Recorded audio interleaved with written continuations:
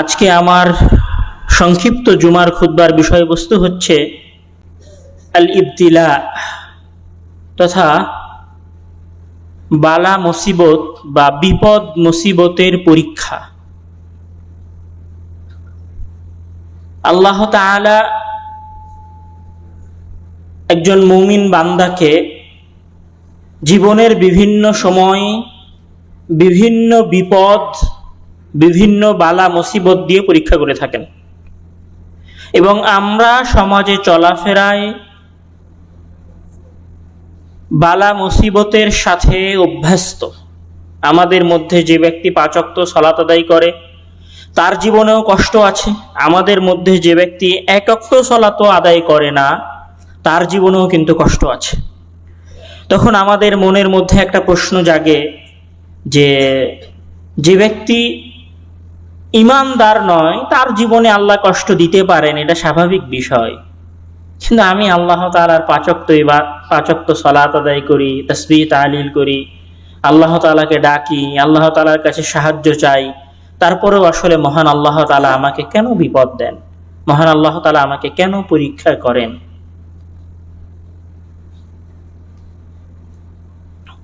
এই যে কেন পরীক্ষা করেন, এই কেন পরীক্ষা করেন, এই কেনর জবাবটাই মূলত আজকে আমরা আমাদের আলোচনায় খুঁজব।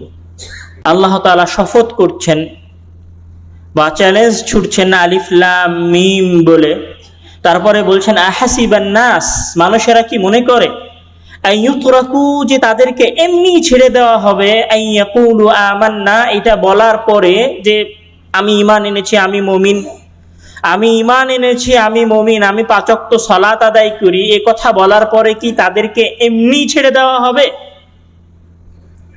ওহুম লা ইফতানুন, আর তাদেরকে কোনো পরীক্ষাই করা হবে না, তাদের কোনো যাচাই বাছাই করা হবে না। ওয়ালাকাদ ফাতান্নাল্লাযীনা মিন ক্বাবলিহিম, নিশ্চয় আমরা তাদের যারা পূর্বপুরুষ ছিল, মানে তাদের আগের যারা ঈমানদার ব্যক্তি ছিল, তাদের আগের যারা মুহাদ্দিসিনে কিরাম ছিল, তাদের আগের যারা ফুকাহা ছিল, তাদের আগে যারা সাহাবায়ে কিরাম ছিল এবং তাদের আগে যে সমস্ত নবী এবং রাসূলগণ ছিল, আমরা তাদের সকলকেই পরীক্ষা করেছি। সুতরাং আমি যদি তাদের পূর্ববর্তীদেরকে পরীক্ষা করে থাকি, তাহলে এখন তোমরা যারা দুনিয়ায় আছো আমি তোমাদেরকেও পরীক্ষা করব। পরীক্ষা মুমিনের জন্য সুনির্ধারিত একটা বিষয়। আল্লাহ তাআলা মুমিনকে পরীক্ষা করবেনই। বিপদ মুসিবতের 2টা ধরন আছে। বিপদ এবং মুসিবত যখন মুমিনের ওপরে আসে এবং মুমিন যখন সেটাতে ধৈর্য ধারণ করে, তখন সেটা হয় আল্লাহ তাআলার পক্ষ থেকে পরীক্ষা।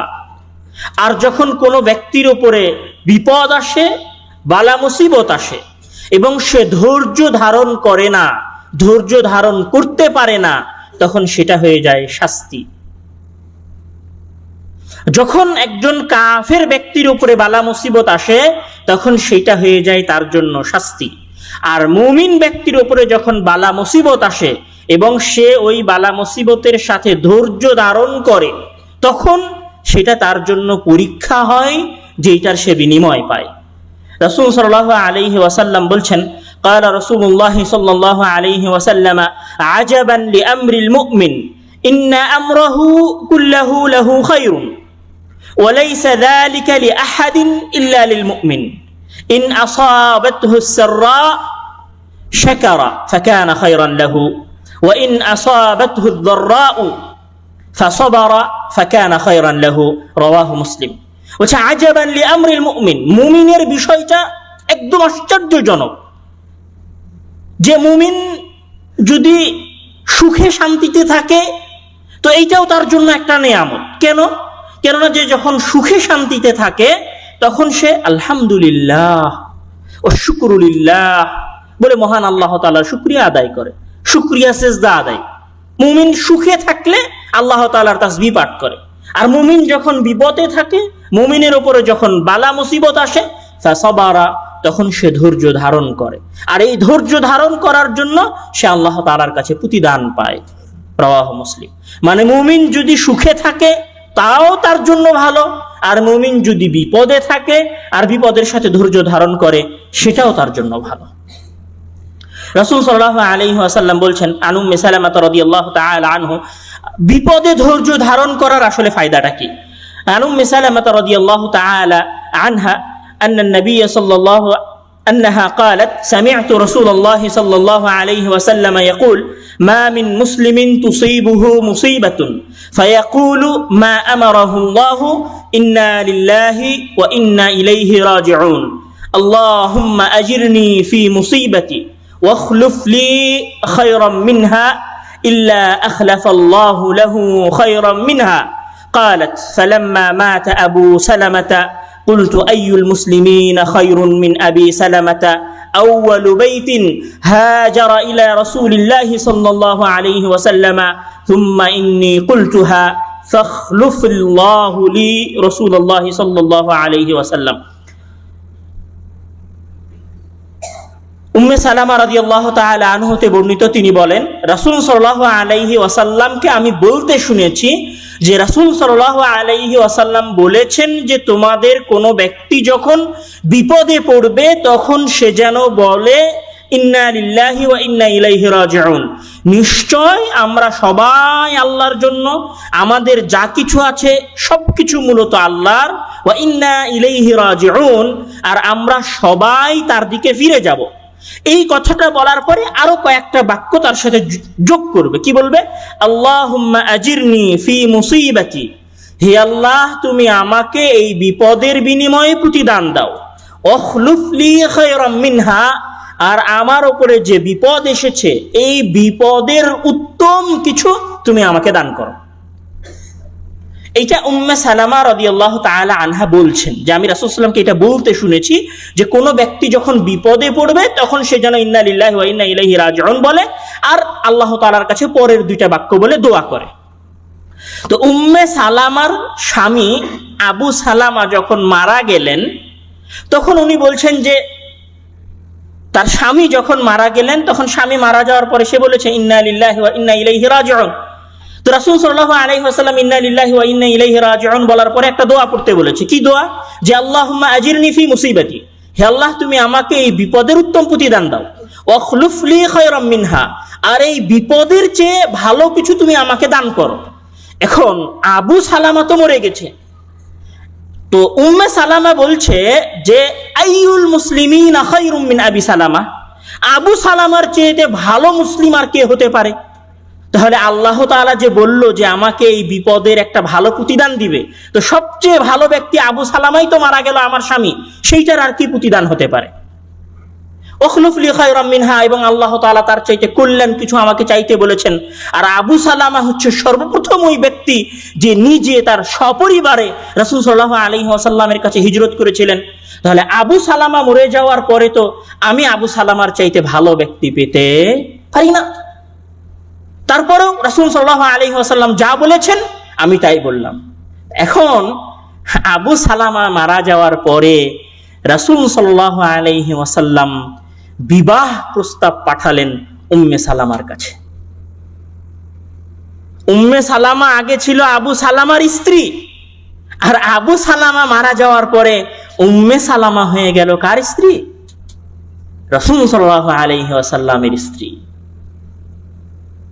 বুঝতে পারেননি মনে হয় যে আল্লাহ তাআলা বিপদের প্রতিদান তাকে কিভাবে দিল। তার স্বামী মারা গেল, তার স্বামী তার কাছে পৃথিবীর সবচেয়ে শ্রেষ্ঠ স্বামী, তো সে নিজে নিজেই বলছে যে আল্লাহ তাআলা তো সবচেয়ে উত্তম কিছু দেওয়ার ওয়াদা করেছেন, কিন্তু আমি যাকে হারিয়ে ফেলেছি সেই তো সর্বোত্তম, এর চাইতে ভালো কি আর হতে পারে যেটা আল্লাহ তাআলা আমাকে দিবেন? তো এটা উম্মে সালামার মাথায় ছিল না যে এর চাইতেও ভালো কিছু আল্লাহ তাআলা আমাকে দিতে পারেন। সেটা হচ্ছে আবু সালামা মারা গেল, সে ধৈর্য ধারণ করলো, আর আবু সালামার জায়গায় তার স্বামী হিসেবে ফিরে আসলো কে? রাসূল সাল্লাল্লাহু আলাইহি ওয়াসাল্লাম। মানে এই জায়গায় বোঝা গেল যে কোনো মুমিন ব্যক্তি যদি উত্তম ধৈর্য ধারণ করে তার বিপদে, তাহলে আল্লাহ তাআলা তাকে ওই বিপদের চাইতে ভালো প্রতিদান দিতে পারে। সে ধারণাই করেনি কোনোদিন যে আমার সাথে রাসূল সাল্লাল্লাহু আলাইহি ওয়াসাল্লামের বিবাহ হতে পারে আমার স্বামী মারা যাওয়ার পরে। সে তার স্বামী মারা যাওয়াটাকে তার জীবনের সবচেয়ে বড় বিপদ হিসেবে মনে করেছে। সে মনে করেছে আর চাইতে ভালো ব্যক্তি আমি পেতেই পারি না, কিন্তু আল্লাহ তাআলা তাকে রাসূল সাল্লাল্লাহু আলাইহি ওয়াসাল্লাম দিয়ে দিয়েছেন।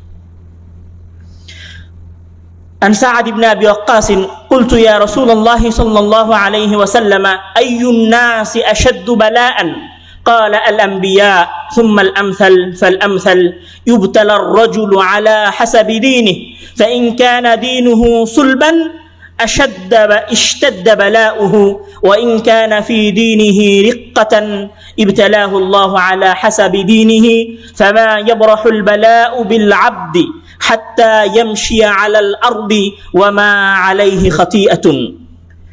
সাদ ইবনে আবি ওয়াক্কাস রাদিয়াল্লাহু তাআলা আনহু রাসূল সাল্লাল্লাহু আলাইহি ওয়াসাল্লামকে জিজ্ঞাসা করছেন, হে আল্লাহ, হে রাসূল সাল্লাল্লাহু আলাইহি ওয়াসাল্লাম, সবচেয়ে বেশি বিপদের সম্মুখীন কারা হয়?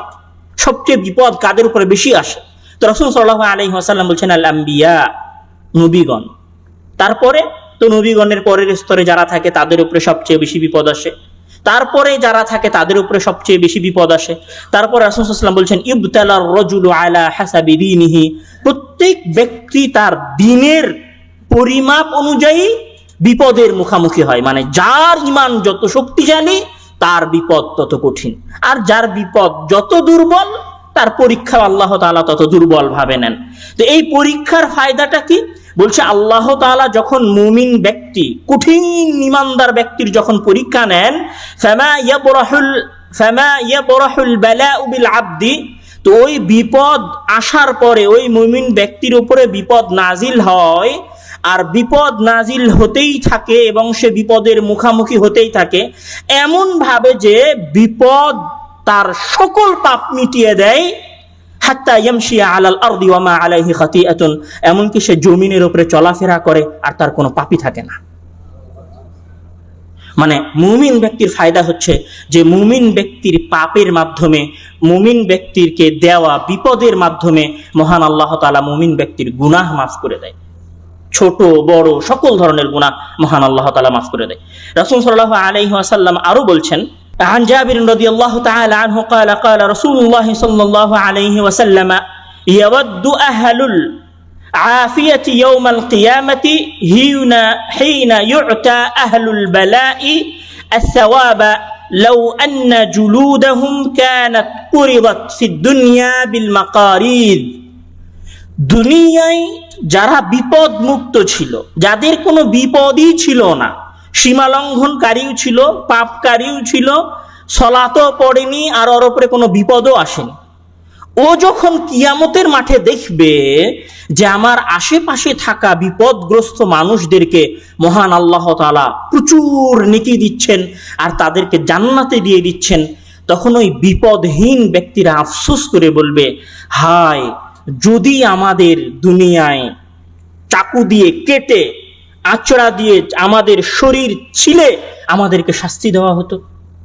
মানে আমরা ওই দুনিয়ার শাস্তির বিনিময়ে আজকে যদি এই আখিরাতে মহান আল্লাহ তাআলার পক্ষ থেকে কিছু নেকি পেতাম, আর সেই নেকির বিনিময়ে যদি জান্নাতে চলে যেতাম, তাহলে মানুষের আফসোস হবে যে বিপদে না পড়ার, বিপদের মুখোমুখি না হওয়ার।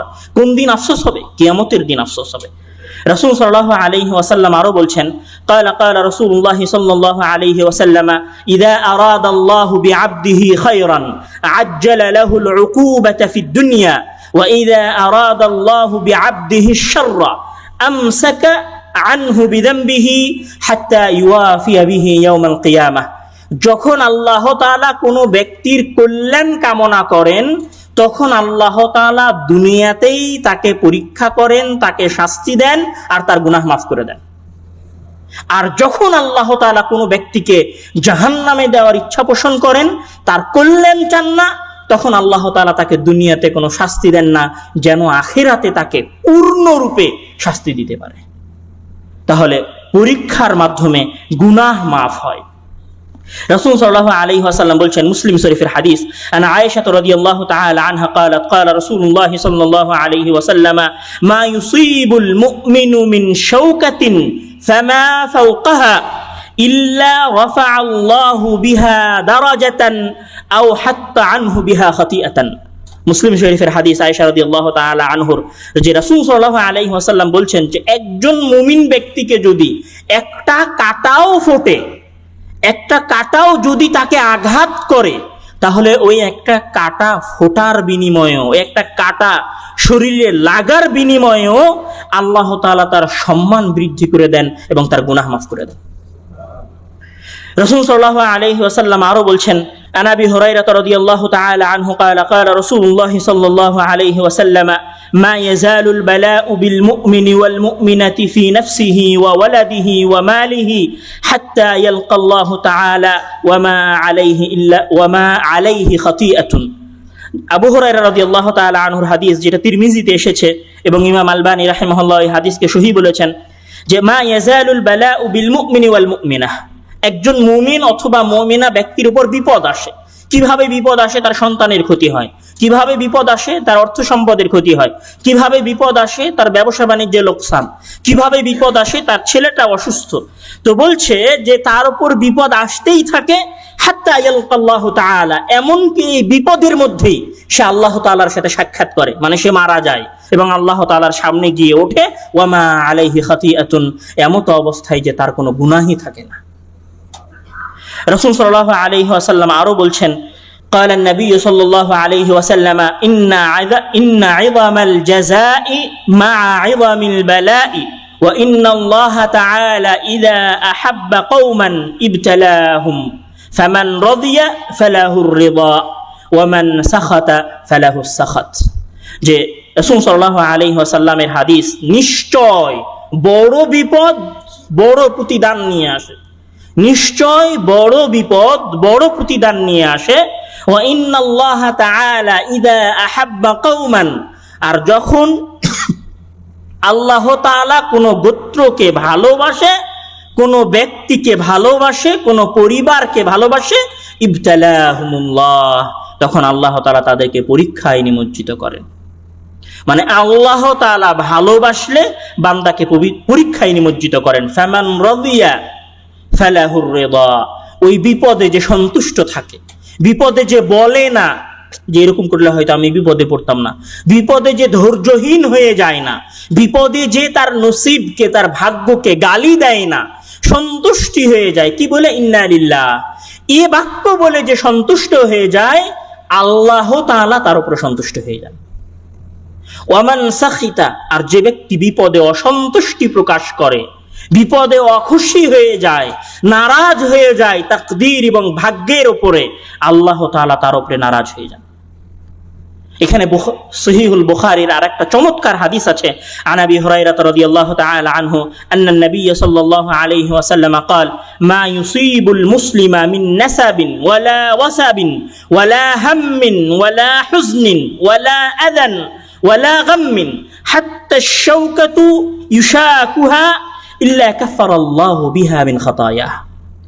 বলছে একজন মুমিন ব্যক্তি ক্লান্তও হয় না, একজন মুমিন ব্যক্তি রোগাক্রান্তও হয় না, একজন মুমিন ব্যক্তি দুশ্চিন্তাগ্রস্তও হয় না, একজন মুমিন ব্যক্তি বিপদেও পড়ে না, আর তার ওই প্রত্যেক বিপদ, প্রত্যেক পরিশ্রম, প্রত্যেক অসুস্থতার বিনিময়ে মহান আল্লাহ তাআলা তার গুনাহ মাফ করতে থাকেন।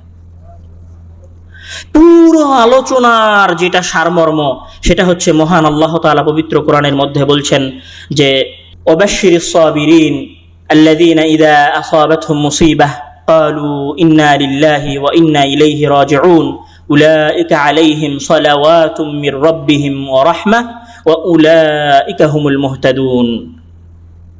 বিপদ আসলে ইন্না লিল্লাহি ওয়া ইন্না ইলাইহি রাজিউন এই বাক্য বলতে হবে এবং এই বাক্য বলে ধৈর্য ধারণ করতে হবে। কেউ যদি এই বাক্য বলে ধৈর্য ধারণ করে তাহলে তার উপরে আল্লাহ তাআলার রহমত নাজিল হবে এবং সে পথ প্রদর্শিত, হেদায়েত প্রাপ্ত সফলকাম ব্যক্তিদের অন্তর্ভুক্ত হবে।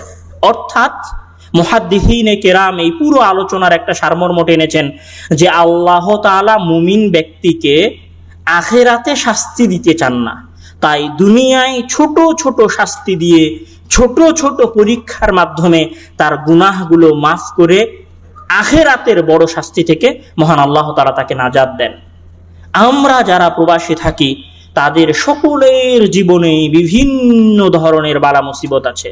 এক একজনের বালা মুসিবতের কাহিনী, বিপদের কাহিনী, কষ্টের কাহিনী, দুঃখের কাহিনী, অশ্রু প্রবাহিত হওয়ার গল্প, কিস্সা শেষ হবে না।